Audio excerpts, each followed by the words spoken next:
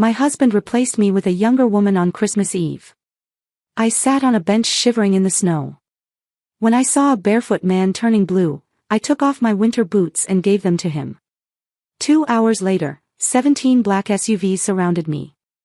The man stepped out and simply said, "I'm glad to have you here." I have to ask, have you ever sacrificed your own comfort for someone else, only to have it change your life? Tell me your story in the comments, and let me know where you're watching from tonight. I'd love to know who's part of our community. 2 hours earlier, the air in our penthouse was so cold it could have cracked the marble floors. It smelled of ozone, imported lilies, and Michael's desperate ambition. He paced in front of the floor-to-ceiling windows, checking his reflection more often than the time. Tonight was the New Year's Eve gala, the night he was supposed to land the contract that would define his career. "Jennifer, look at you," he said, gesturing at me with a half-empty glass of scotch. "You're just beige. The new firm is about the future. Sharp lines. Bold choices. You don't fit the aesthetic." I stood by the kitchen island, wearing the dress he had bought me 3 years ago. Back then, he said it made me look distinguished. Now, apparently, distinguished was code for expired. "What are you saying, Michael?" I asked, though the answer was already standing in the doorway. Ellie walked in. She was 26, wearing a silver dress that looked like liquid mercury.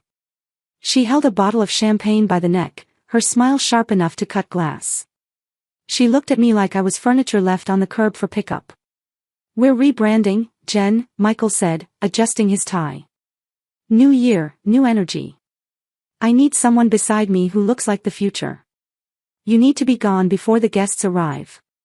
Leave your keys on the counter." I didn't scream. I didn't cry. A younger version of me might have begged. But in that moment, a heavy quiet settled over my chest. For 20 years, I convinced myself my silence was strength. It was the invisible chain of the survivor. I had built a house of cards in my mind, believing that if I made myself small enough, if I fixed every mistake without asking for credit, the structure wouldn't collapse. I thought my compliance was the glue holding our life together. But standing there, watching Ellie pour champagne, I realized the truth. My silence hadn't been keeping me safe. It had been burying me alive. I walked past them into the bedroom. I didn't pack a suitcase. I took a single tote bag with my laptop, chargers, and my mother's old scarf. I stripped the identity of Michael's wife off my shoulders and left it on the bedspread. As I walked back to the front door, Michael was bent over the main table, reviewing the blueprints for the harbor project. He was muttering about zoning laws. I paused. I looked down at the wide sheets of paper. My eyes locked onto a glaring error. He had designed a glass atrium over the West Pier. I knew, because I had spent 3 weeks researching the archives, that the West Pier was a protected historical landmark. The city council would reject the permit on site. My instinct, honed by 2 decades of habit, was to pick up a red pen. To fix it. To save him. My hand actually twitched at my side. Then, I looked at Ellie whispering in his ear. I tightened my grip on my tote bag. I let the error sit there, a ticking time bomb in blue ink. I wasn't the safety net anymore. "Goodbye, Michael," I said. He didn't look up. "Leave the key card, Jen. Don't make a scene."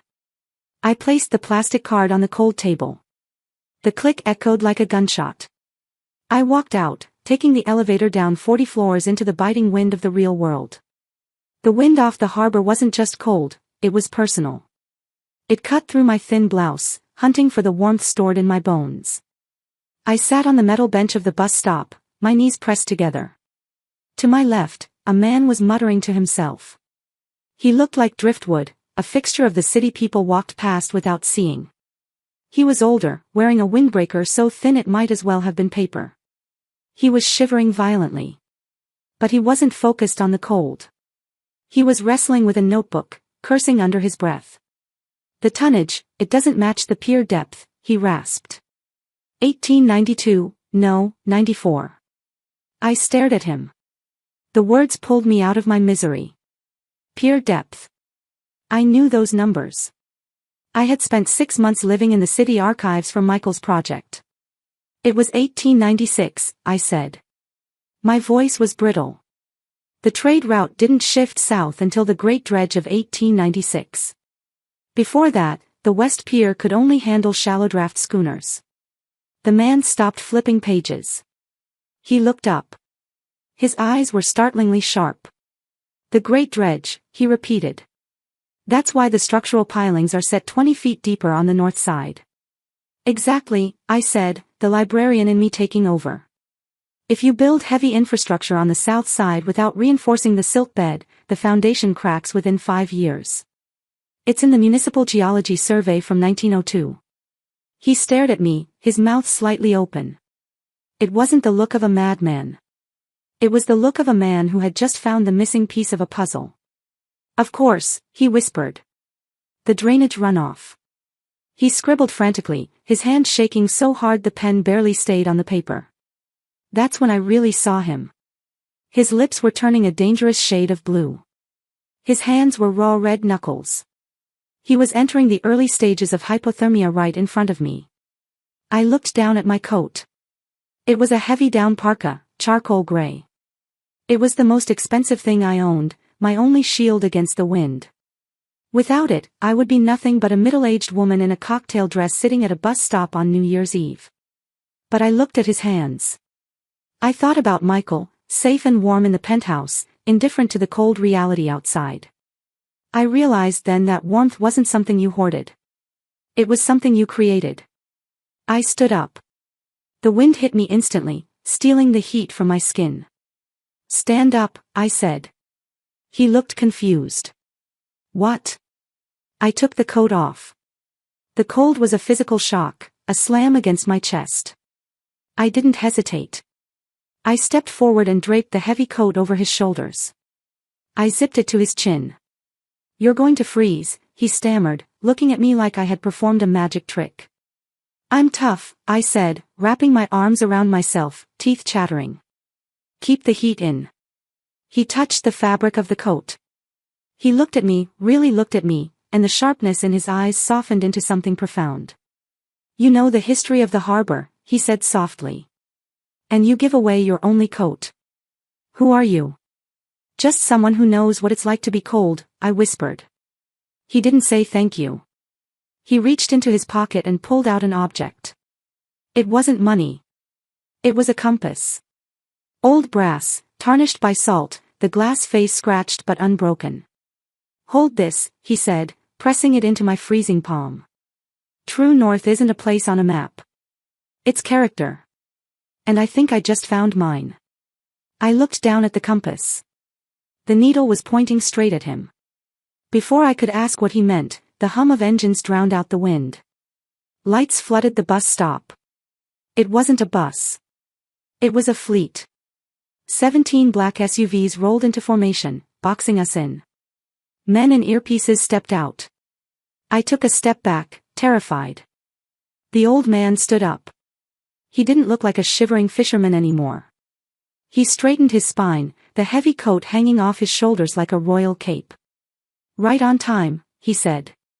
Mr. Sterling, one of the men said, stepping forward. Your core temperature dropped 2 degrees. The board is panicking. Let them panic, the old man said. His voice had changed. The rasp was gone, replaced by absolute command.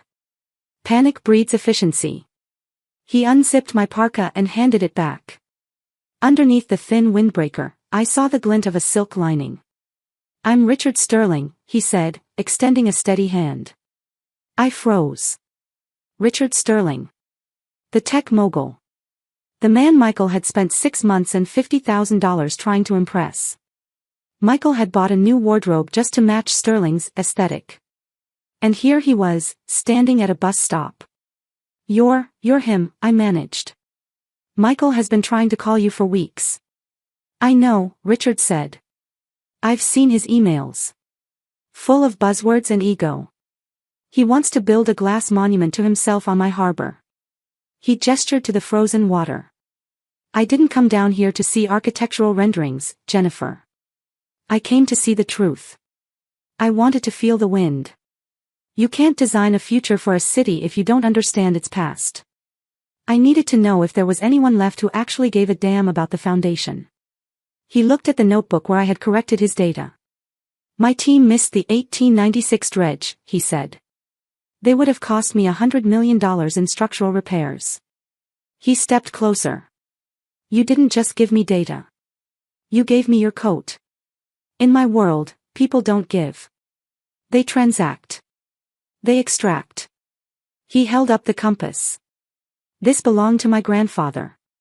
He told me that true direction comes from character. For 10 years, I've been looking for a chief historical consultant. Someone who protects the history, not just bulldozes it. He pressed the compass into my hand again. The job is yours, Jennifer. $250,000 a year. Full benefits. And you answer only to me. I stared at him. $250,000. That was 5 times what I had made as a librarian. It was freedom.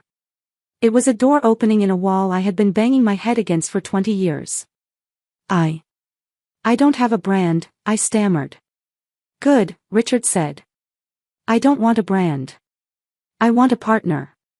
The door of the lead SUV opened. Golden light spilled out. We have work to do, Richard said. The zoning meeting is in 3 weeks. And I suspect you have corrections to make to those blueprints. I looked back at the empty bench. I looked at the dark street that led back to Michael, back to being invisible. I didn't say goodbye to that life. I just turned my back on it. I stepped into the SUV. The door closed with a solid thud, shutting out the cold and the silence of the last 20 years. To the office, Richard said. We need to rewrite the future. 3 weeks. That's how long it took to realize that competence is a form of warmth. I wasn't working in a drafty apartment anymore.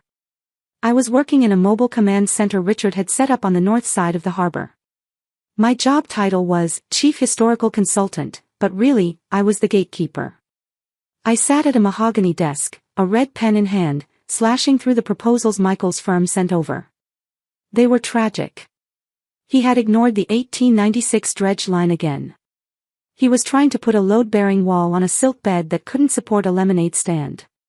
He's desperate, Richard said, walking past with coffee. He sent 5 emails this morning using words like quantum aesthetics. I think he's having a breakdown. He's not having a breakdown, I said, cold precision in my voice. He's running out of money. If he doesn't land this contract tonight, the firm goes under. It was just data. Then, my phone buzzed. A personal email from Michael. Subject, trash collection. Jennifer, since you're playing games, I'm clearing out your junk. That upright Steinway your mother left you. It doesn't fit the new decor. It's on the curb. It's going to rain in 2 hours. Come get it, or the garbage truck takes it. My hand froze. That piano wasn't junk. It was a 1920 Steinway. It was the only thing my mother left me. It was the heartbeat of my childhood. He knew that. He wasn't cleaning house, he was taking a hostage. I stood up, panic clawing at my throat. I needed a truck. I needed to run. Jennifer? Richard asked. I handed him the tablet. Richard read it. He didn't look angry. He looked bored.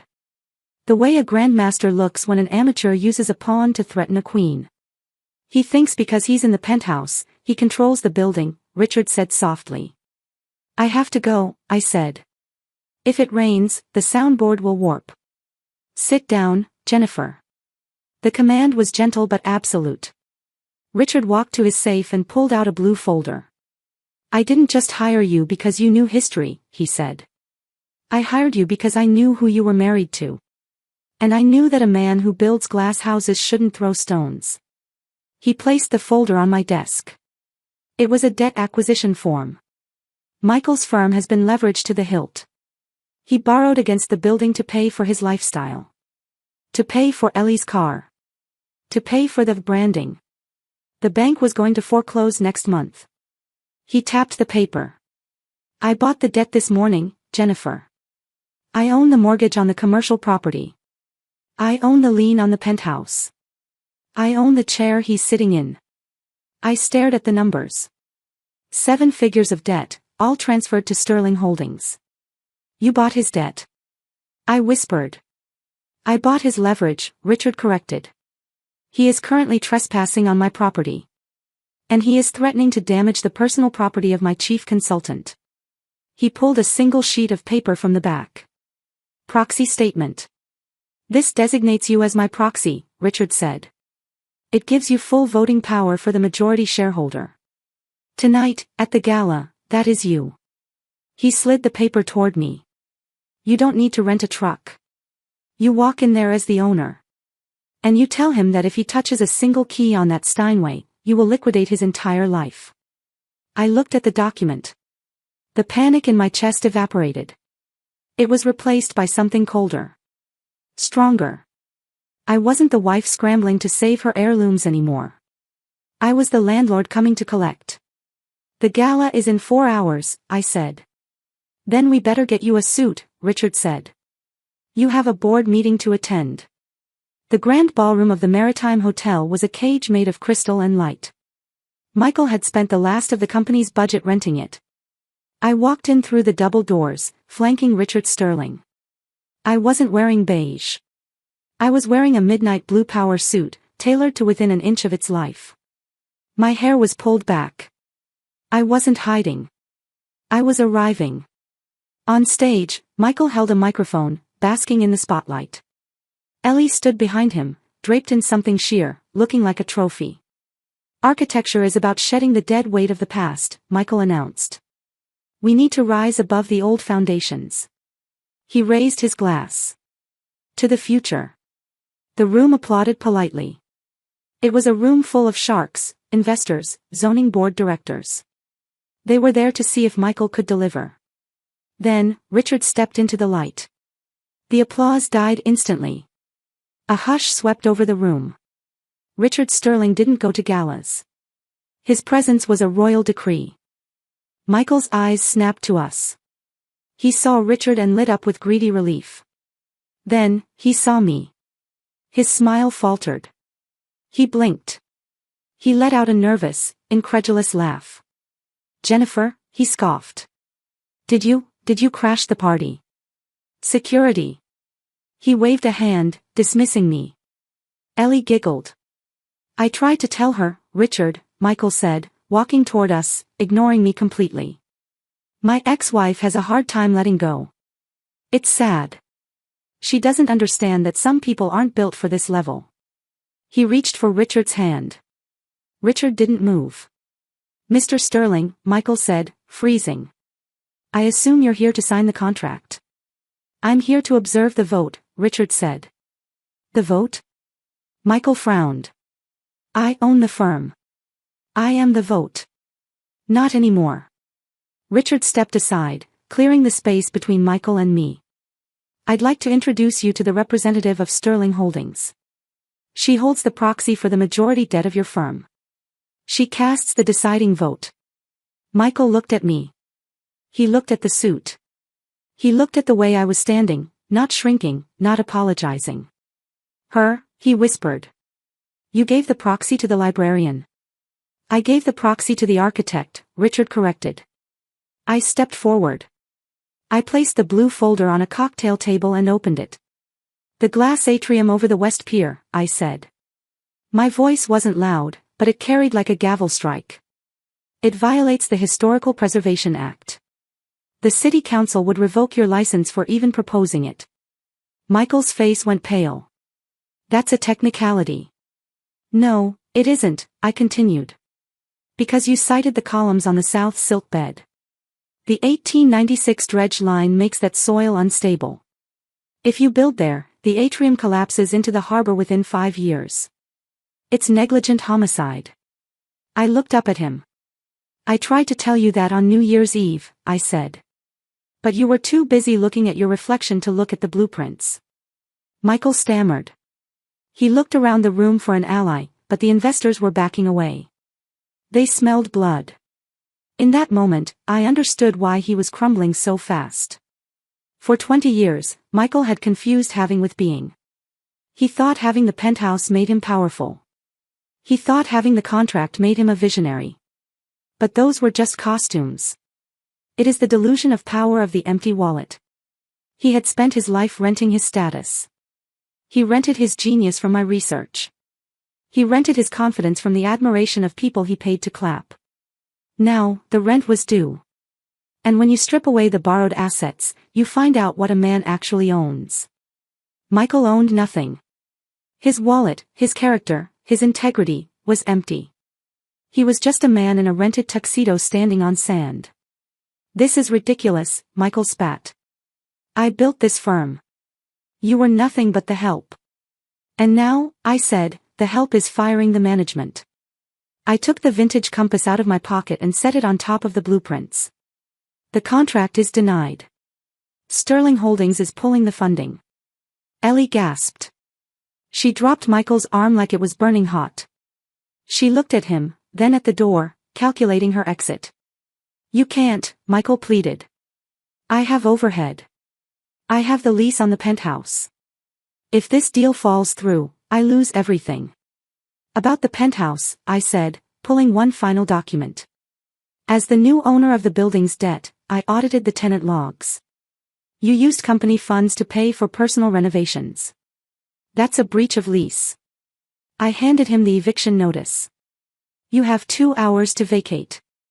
I suggest you take the stairs. I didn't wait for his answer. I turned around and walked back to Richard. Ready to go? He asked.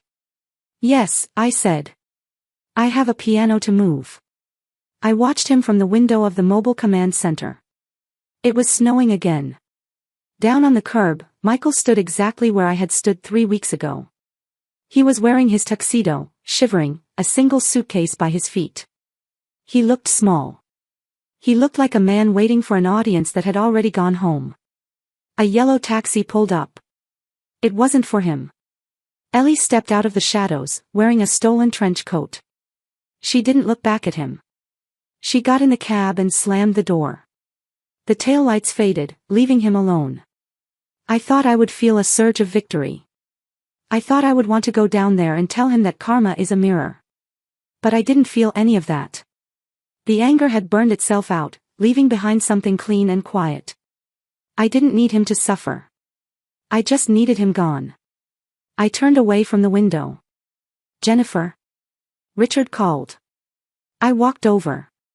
Spread out on the mahogany surface weren't blueprints for a glass tower. They were plans for the Sterling Community Center. A place with foundations deep enough to hold the history I loved. The zoning board just emailed, Richard said. They love the proposal. Specifically the preservation of the West Pier. They said it shows integrity. He smiled. Good work, partner. I sat down. I picked up the red pen, not to correct a mistake, but to sign my name. Next to the pen sat the vintage compass. The needle was steady, pointing true north. I touched the metal. For the first time in 20 years, I knew exactly where I was. I want to say something to you. To the woman reading this, sitting at a dinner table where no one asks her opinion. To the professional staying late to do the work while someone else takes credit. You think your silence is saving you. You think if you make yourself small enough, the storm will pass. You think being the invisible one is a strategy for survival. It isn't. It is a slow burial. They will not wake up one day and realize your worth. They will not suddenly decide to pay the rent on your soul. You have to evict them. Don't wait for a billionaire to find you at a bus stop. You are the architect. You are the builder.